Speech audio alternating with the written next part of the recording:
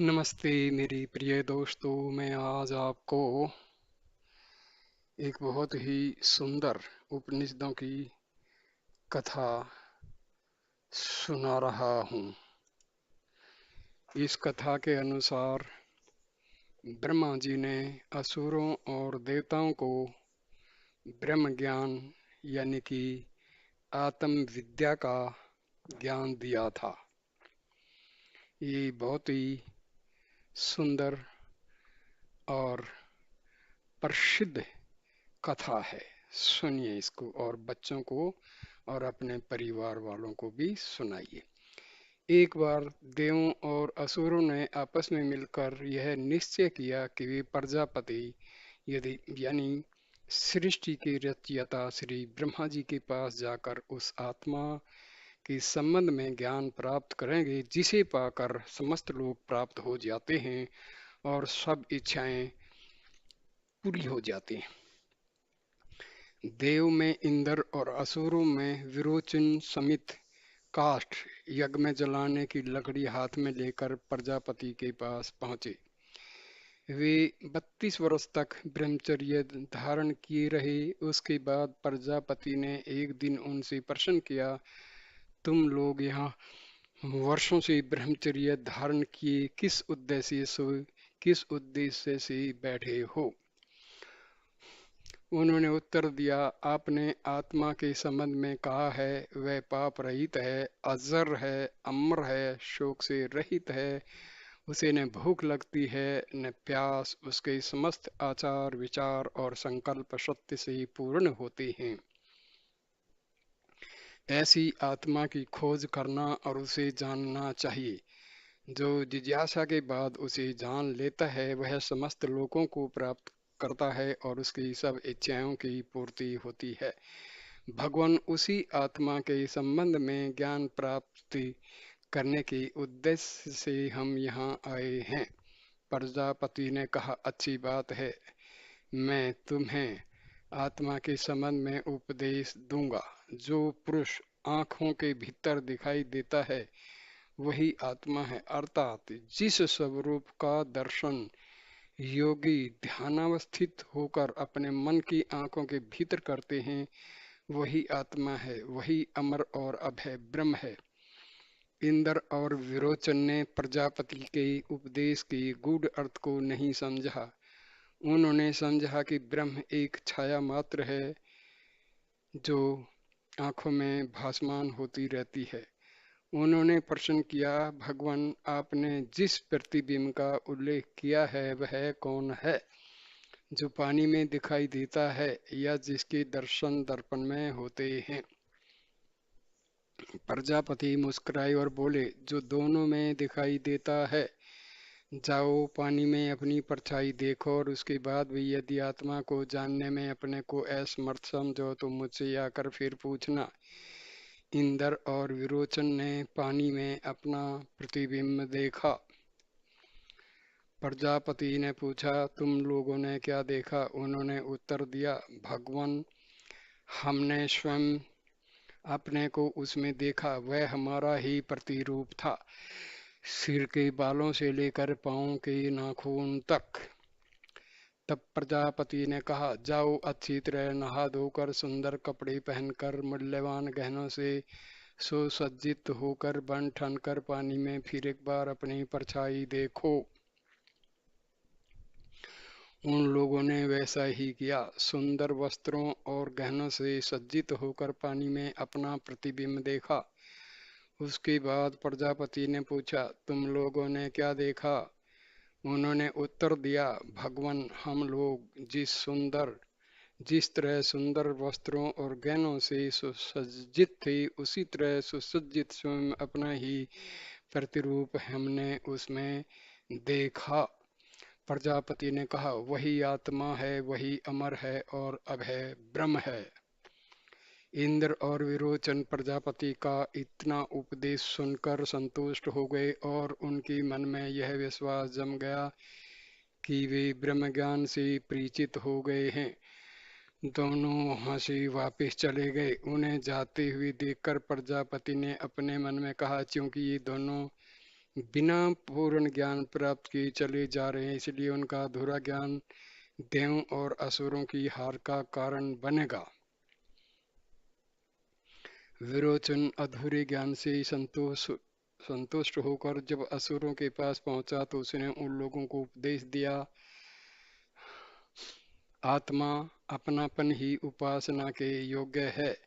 अपनेपन की ही परिचर्या करनी चाहिए। अपनेपन की ही उपासना और परिचर्या करने से यह लोक और परलोक दोनों प्राप्त होते हैं, अर्थात दोनों लोकों में सुख मिलता है।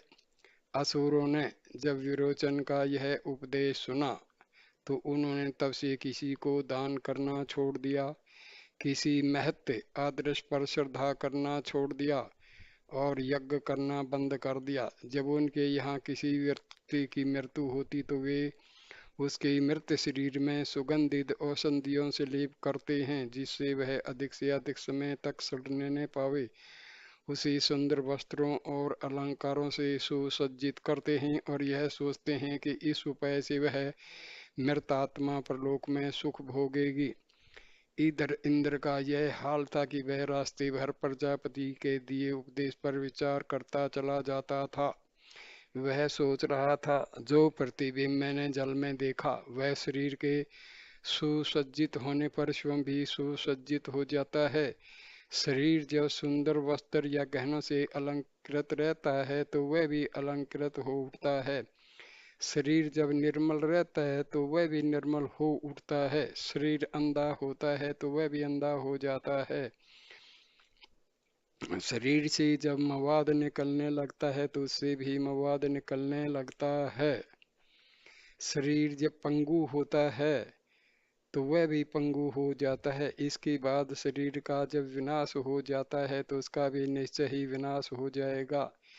ऐसी नाशशील काया को अमर और अभय आत्मा कैसे मान लिया जाए?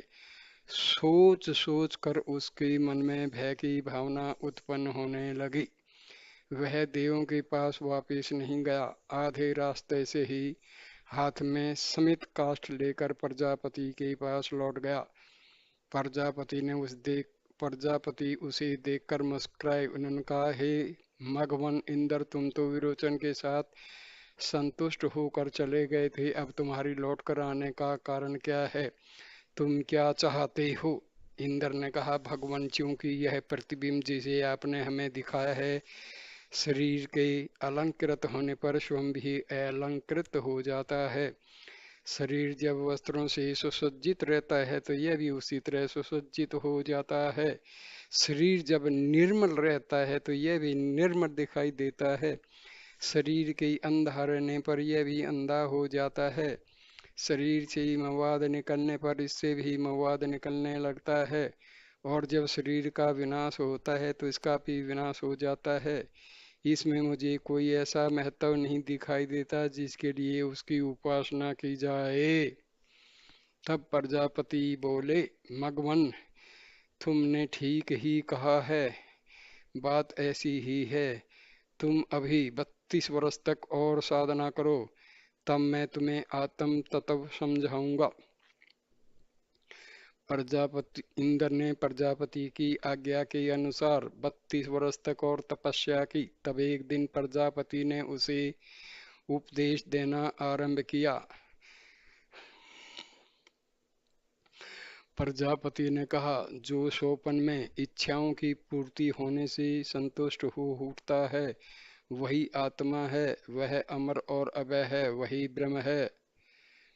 इंद्र ने जब ज्ञान प्राप्त किया तो वह संतुष्ट होकर चला गया। रास्ते में उसने सोचा, सोपन में विचरण करने वाला यह पुरुष शरीर के अंधा होने पर स्वयं अंधा नहीं हो जाता, शरीर के पंगु होने पर स्वयं पंगु नहीं होता, शरीर के विकृत होने पर यह स्वयं विकृत नहीं होता, शरीर के नाश होने पर स्वयं नाश नहीं होता। यह सब ठीक है, पर उसे यह अनुभूति तो होती ही है कि उसका विनाश हो रहा है, उसे खदेड़ा जा रहा है और पीड़ित किया जा रहा है। इस अनुभूति के कारण वह रोता है और बिलखता है। ऐसी स्थिति में उसका विशेष महत्व नहीं रह जाता। इसलिए मैं देवताओं के पास इस अधूरे ज्ञान को लेकर कैसे जाऊं?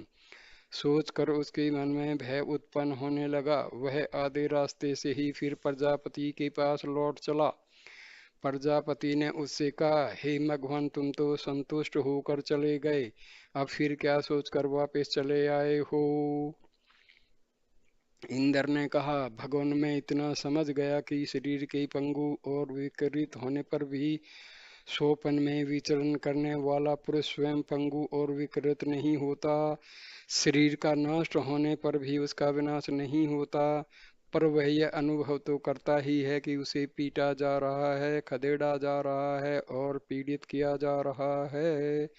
वह रोता और बिलखता है, इसलिए मैं उसमें कोई विशेष महत्व नहीं देखता।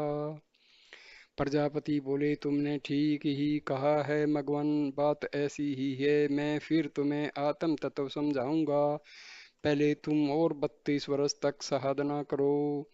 इंद्र ने प्रजापति की आज्ञा अनुसार और 32 वर्ष तपस्या की। उसके बाद एक दिन प्रजापति ने उसे समझाना आरंभ किया। उन्होंने कहा, निद्रा की जिस अवस्था में मनुष्य पूर्ण विश्राम करता है, पूर्ण प्रसन्नता में मगन रहता है, कोई स्वप्न नहीं देखता, उस अवस्था का अनुभव करने वाला ही आत्मा है। वह अमर और अभय है, वही ब्रह्म है। इंद्र जब संतुष्ट होकर चला गया तो रास्ते में वह सोचने लगा, परिपूर्ण निद्रा की अवस्था में जो पुरुष मगन हो जाता है, उसे अपने संबंध में कोई ज्ञान कैसे रहेगा, और न उसे अपने चारों ओर के प्राणियों और तत्वों के अस्तित्व का ही कोई ज्ञान रहेगा। उस समय के लिए वह एक प्रकार से विनष्ट सा रहेगा। ऐसी स्थिति में उसमें कोई विशेष महत्व मुझे दिखाई नहीं देता। यह सोचकर वह आधे रास्ते से प्रजापति के पास वापस चला गया। प्रजापति ने जब उसे देखा तो उन्होंने कहा, हे भगवान, तुम तो संतुष्ट होकर चले गए थे, फिर क्या सोचकर वापस आ गए? इंद्र ने कहा, भगवान, ये तो मैं समझा कि परिपूर्ण निद्रा की अवस्था में मगन रहने वाला पुरुष कोई स्वप्न नहीं देखता और उसे यह अनुभूति नहीं रहती कि उसे सताया जा रहा है। पर इस अवस्था में उस पुरुष को न अपने संबंध में कोई ज्ञान रह जाता है, न दूसरों के संबंध में। वह उस समय के लिए एक प्रकार से विनष्ट सा रहता है, उसमें मुझे कोई विशेष महत्व नहीं दिखाई देता। प्रजापति ने कहा, तुमने ठीक ही कहा, बात ऐसी ही है। मैं तुम्हें फिर आत्म तत्व समझाऊंगा, पर पहले तुम 5 वर्ष तक और साधना करो। इंद्र ने प्रजापति की आज्ञा अनुसार 5 वर्ष तक और तपस्या की। इस प्रकार उसने 101 वर्ष पूरे किए। इसीलिए यह किंवदंती प्रसिद्ध है कि इंद्र प्रजापति के पास 100 वर्ष तक ब्रह्मचारी रूप में रहा। तब एक दिन प्रजापति ने उससे कहा, हे मघवन, यह शरीर मृत और नश्वर है, तथापि यह अमृत और अशरीर आत्मा का निवास स्थान है। इस प्रकार सशरीर होने के कारण यह आत्मा प्रिय तथा अप्रिय अनुभूति से युक्त है। सशरीर होने पर कोई भी प्रिय और अप्रिय अनुभूतियों से छुटकारा नहीं पा सकता। जो अशरीर होता है वह प्रिय तथा अप्रिय विषयों के संसर्ग में नहीं आता। वायु, मेघ, बिजली और वज्र ये अशरीर हैं। आकाश से महान ज्योति सूर्य द्वारा उत्पन्न होकर वे विभिन्न रूपों में प्रकाशित होते हैं। उसी प्रकार मनुष्य अपने शरीर रूपी आकाश से ब्रह्म ज्योति द्वारा उत्पन्न होकर अपने वास्तविक स्वरूप को व्यक्त करता है। अर्थात जब मनुष्य दिव्य ज्ञान द्वारा यह जान लेता है कि उसकी आत्मा शरीर के बंधन से बंधी हुई नहीं है, तो शरीर के भीतर से उसकी अशरीर आत्मा पर स्फुटित होती है, तब वह उत्तम पुरुष कहलाता है। उस अवस्था में खाता है, पीता है, खेलता है, नाना विषयों में रमता है, पर यह सब करते हुए भी शरीर से कोई संबंध नहीं रखता। अर्थात इन सब विषय कामनाओं में वह लिप्त नहीं रहता। जिस प्रकार यान आदि के साथ पशु जुड़े रहते हैं, उसी प्रकार शरीर के साथ यह प्राण संयुक्त है। अर्थात दोनों का एक दूसरे से कोई मूलगत संबंध नहीं है। कोटर रूपी आकाश के भीतर आंखें स्थित हैं और वे आंखें उस पुरुष का दर्शन करने के लिए हैं जो आंखों के भीतर निवास करता है। जो यह जानता है कि मैं सूंघता हूँ वह आत्मा है। जो यह जानता है कि मैं बोलता हूँ वह आत्मा है। जो यह जानता है कि मैं सुनता हूँ वह आत्मा है। जो यह जानता है कि मैं सोचता हूँ वह आत्मा है। मन ही दिव्य चक्षु है, वह सभी काम्य इच्छा योग्य विषयों की विशेषता का पर्यवेक्षण करता है। मन की उस दिव्य दृष्टि द्वारा आत्मा उन सब विषयों का उपभोग निर्लिप्त होकर करती है। देव ने ब्रह्मलोक में उस आत्मा की उपासना की थी, इसलिए उन्होंने सब लोगों को प्राप्त कर लिया और उनकी सब इच्छाओं की पूर्ति हो गई। जो सच्ची जिज्ञासा के बाद आत्मा का पूर्ण ज्ञान प्राप्त कर लेता है उसकी समस्त इच्छाएं पूरी हो जाती हैं। इस प्रकार प्रजापति ने इंद्र को आत्म तत्व समझाकर उसको पूर्ण ज्ञान प्राप्त किया करा। देखो, गुरु तो सबके ऊपर, अपने सारे शिष्यों के ऊपर कृपा दृष्टि रखता है। अपनी कृपा उन पर बराबर बराबर बरसाता है, लेकिन शिष्य की जैसी योग्यता होगी वो अपनी योग्यता के अनुसार उतना ही ज्ञान प्राप्त करने में समर्थ हो पाएगा। अब विरोचन, क्योंकि राक्षस प्रवृत्ति का था, उसमें दिव्य ज्ञान की उत्पत्ति होने के कोई आसार थे नहीं, क्योंकि उनके अंदर तो हमेशा नेगेटिव एनर्जी भरी रहती है। हमेशा ही सांसारिक जो प्रपंच हैं उनमें उनका मन लगा रहता है। इंद्र क्योंकि देवता थे, उनके अंदर दिव्यता की प्रभा का प्रकाश था, इसलिए उन्होंने जो है ब्रह्मा जी से पूर्ण जो है ब्रह्म ज्ञान यानी आत्म विद्या का जो ज्ञान है वो प्राप्त किया। दोस्तों, ये बहुत ही महत्वपूर्ण और ज्ञान से परिपूर्ण कथा है। इसको बच्चों को जरूर सुनाइए। इससे आपके बच्चे संस्कारित संस्कार से जागृत होंगे, उनके अंदर अपने उपनिषदों वेदों शास्त्रों का जो ज्ञान है उसके प्रति श्रद्धा उत्पन्न होगी और इससे जो है परमात्मा की तरफ उनका मन लग जाएगा। नमस्ते मेरे दोस्तों, धन्यवाद। आपने शांति से इस ये वीडियो है इसको देखा सुना, इसके लिए आपका धन्यवाद मैं करता हूँ। और कृपा करके इस वीडियो को लाइक कीजिए, कमेंट कीजिए और शेयर कीजिए और चैनल को सब्सक्राइब कीजिए ताकि आपके पास एक से बढ़कर बढ़िया से बढ़िया जो है ज्ञान से परिपूर्ण वीडियो में दे पाऊँ। नमस्कार मेरे दोस्तों, नमस्कार नमस्कार नमस्कार, नमस्ते।